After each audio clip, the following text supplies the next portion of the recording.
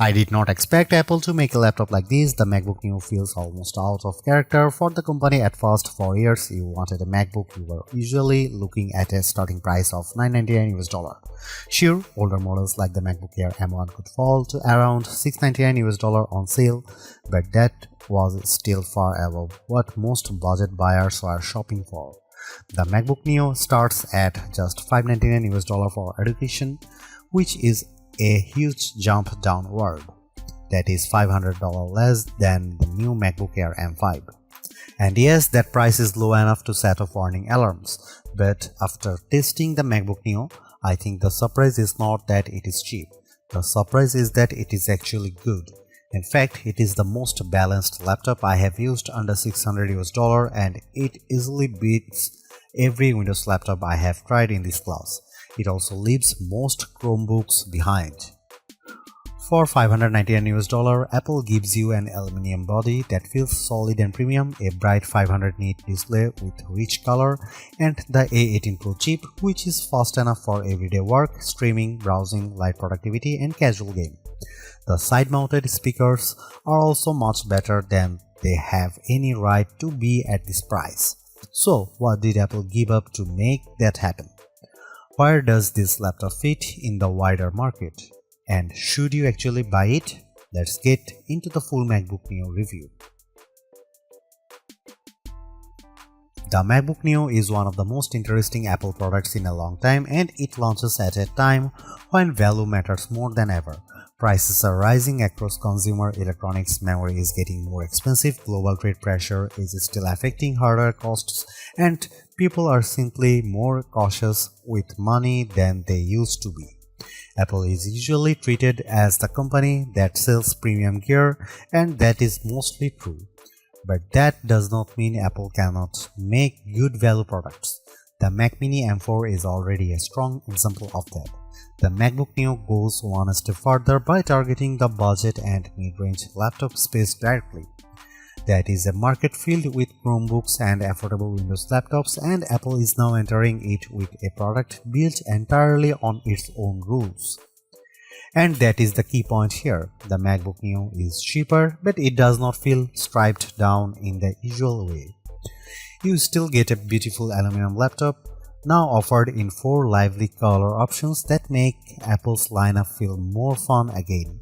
The display is another big win. It is a 13-inch Retina panel with 2408 by 1506 resolution, which is sharper than the 1080p screens that dominate this price range. The webcam is 1080p and looks clean for video calls, the speakers sound excellent, and the laptop runs the full version of macOS. That means you are not stuck in a limited or locked down environment. You can use a standard Mac apps just like you would on a more expensive Mac. The main compromise is memory. The base model has 8GB of unified memory, which is enough for everyday use, but it is not ideal for heavy multitasking. Even so, for standard schoolwork, browsing, office tasks, and light creative work, it performs well. The real story though is the price. At $599 US, the MacBook Neo is shockingly competitive.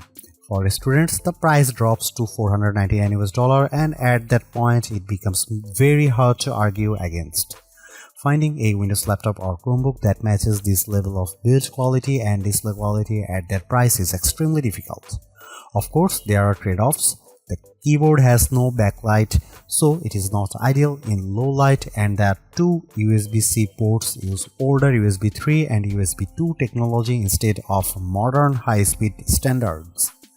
Still, even with those compromises, Apple has made one of the strongest budget laptops available in 2026. It may not be the cheapest laptop you can buy, but it is one of the most complete.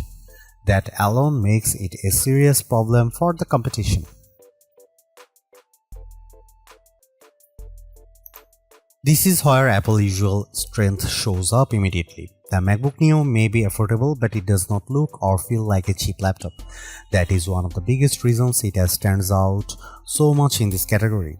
The aluminum construction gives it a firm, premium feel that most budget laptops simply cannot match. It also comes in 4 colors, which is a welcome change from the usual sea of grey and black notebooks. The review unit I had was the citrus version, which is a bright green shade that feels fresh without being loud in a bad way. Apple also showed the other colors at the launch event. Silver is the classic safe pick, blush gives you a soft pink tone, and indigo is a deeper blue. All of them look polished, not playful in a cheap way. The metal chassis does mean this laptop is not quite as light as some people might expect.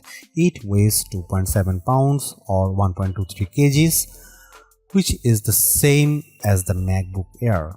That is still portable, but for students carrying it around campus or kids moving between rooms, it is not invisible in a backpack. It is also a bit thicker than the Air. Apple has also colored the keyboard to match the body, which helps the whole design feel more unified. That is a small detail, but Apple does a good job with those little visual touches. One thing to know is that Touch ID is not included on the base model. If you buy the 512GB version, you get the fingerprint button on the keyboard. That is much more useful than the standard log button on the cheaper model, especially because Touch ID speeds up logins, purchases, password entries, and app approvals. It is a shame Apple locked that feature behind the more expensive configuration, since biometric security is already common on many cheaper laptops. The keyboard itself is comfortable and familiar. It feels like a proper Magic Keyboard, which is good. The bad news is that it is not backlit. That is probably the clearest compromise Apple made to hit this price point, and it matters more than some people might think. In a dim classroom, a dorm room, or a late night study session, the missing backlight becomes annoying fast. That may not be a deal breaker, but it is definitely something buyers should know. On the left side, you get two USB-C ports. These are also used for charging because there is no MagSafe 3 here. At first glance, the ports look the same, but they are not. The port closer to the back uses USB 3 and tops out at 10 Gbps, which is fine for modern accessories and decent for external storage, though still far slower than the Thunderbolt 4 or Thunderbolt 5 on more expensive MacBooks. You can plug in a 4K 60Hz monitor through it, which is useful. The second USB-C port uses USB 2, which is far slower and only really suitable for basic accessories like a mouse or keyboard. That means the two ports may look identical, but they do very different jobs. This is one of the strangest cost-saving choices Apple made. It works, but it is not elegant. Someone could easily plug a device into the wrong port and wonder why performance is so slow. Even if the logic makes sense from a cost perspective, USB 2 in a 2026 laptop feels hard to defend. But outside of that, the design is excellent for the money, the aluminum body feels premium, the screen size is practical, and the display is one of the best parts of the laptop. At 13 inches, the panel is portable and easy to carry. At 2408 by 1506, it is sharper than the standard budget laptop display. At 500 nit, it is bright enough to use in a lot of different environments, and with support for 1 billion colors, the image looks rich and vibrant. If you are used to cheap laptops with dim, flat, washed out panels, the MacBook Neo will feel like a major step up. It is one of the best displays you can get on an affordable laptop and maybe the best overall. The only thing missing is touchscreen support, which Apple still refuses to add here.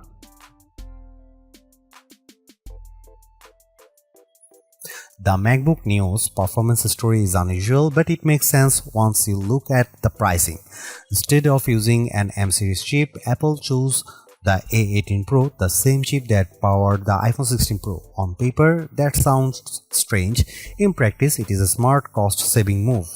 Apple has been building mobile chips for much longer than its computer chips, and the latest iPhone silicon is extremely capable. For a budget laptop, that may be a better approach than using a weak conventional laptop chip that struggles under normal use.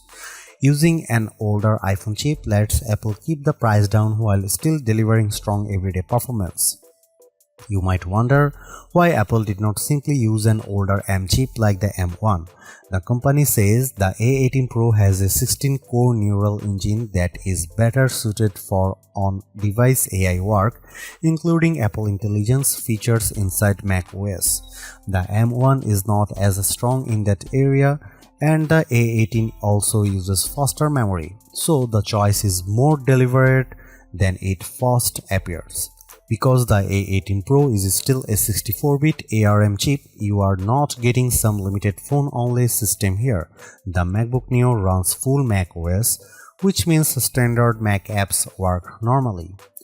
And that matters. This is not a lockdown machine like many Chromebooks, which are limited to a narrower set of apps, or Windows 11s laptops, which are restricted in annoying ways and often push you toward Microsoft Store downloads and Edge browsing. The MacBook Neo avoids that kind of frustration completely. For everyday use, the experience is very good. macOS runs smoothly enough, and while it is not as fast as a MacBook Pro, it is still impressive for a machine this affordable. I would recommend keeping the workload light and realistic. Use built-in apps, office software, browsing, streaming, and basic creative tools, and the Neo behaves well. I tested it with GarageBand and Keynote, and both worked without issue. That is exactly the kind of software this machine is meant to handle. It can also go further. I installed Steam, which needs Rosetta on non-Intel hardware, and it ran fine. That shows how open the Neo is compared with Chromebooks and other budget systems. You are not trapped inside a limited app ecosystem. Apple's ecosystem integration is also fully intact. You can mirror your iPhone, move files between devices, share your clipboard, make calls, send messages, and use an iPad as a second display. I even tested it with the new M5 iPad Pro, which is very uneven pairing in terms of price, but the feature worked great. That is one of the best things about the MacBook Neo. It still feels like a real Mac, not a cheaper version of one. The limits are mostly about hardware. If you want heavy 3D rendering, serious video editing, or a big creative workload, this is not the right machine. It can do a lot, but it is not meant to do everything. The 8GB of unified memory is the biggest technical concern. Unified memory is shared across the system and graphics, so once you start opening multiple apps or using more demanding workloads, it fills up quickly. During my testing with Safari, Keynote, GarageBand, and a Steam download running, memory usage reached roughly 6.48 GB to 7 GB. That is very close to the ceiling. And once memory is maxed out, the system slows down. There is no upgrade path here, and you cannot just add more RAM later. So the memory choice has to work for your needs from day one. For light users, it is probably enough. For heavier multitaskers, it is not. If you are planning to use the laptop for more demanding work, the MacBook Air M5 is the better choice because it starts with 16 GB of unified memory. The Neo is a good machine, but it is not built for high-pressure workloads. Gaming is possible too, though not in a high-end way. I got Cyberpunk 2077 running at a playable 30 FPS using the For This Mac preset. It was heavily reduced visually with many settings turned low or off, but the fact that a fanless $599 laptop can do that at all is genuinely impressive. It also plays iPhone and iPad games very well, which makes more sense for this hardware. Overall, the performance is strong for the money. It is good for school, web work, media, and light productivity. It is flexible, quiet, and more capable than most rivals, but it is still a budget machine and it should be treated like one. One more plus, it is fanless. That means silent operation, which is a big deal when you compare it with budget Windows laptops that often becomes noisy under load. The MacBook Neo is the best budget laptop you can buy right now. It sits at the higher end of the budget category, but the quality gap between it and most Windows laptops or Chromebooks at the same price is hard to ignore. The MacBook Neo looks better, feels better, and performs better in daily use. The display is excellent, the speakers are unusually good, and the overall experience feels far more premium than the price suggests. What Apple really nailed here is the software side. This is not a watered down Mac experience. You still get full Mac OS, broad app support, and the normal Apple ecosystem features that makes MacBooks so useful in the first place. Yes, there are compromises. The memory is limited, the keyboard has no backlight, and the USB-C setup is odd, but those trade-offs are easier to accept when the rest of the machine is this well executed. In the end, the MacBook Neo is exactly what a budget MacBook should be. Simple, capable, polished, and worth the money.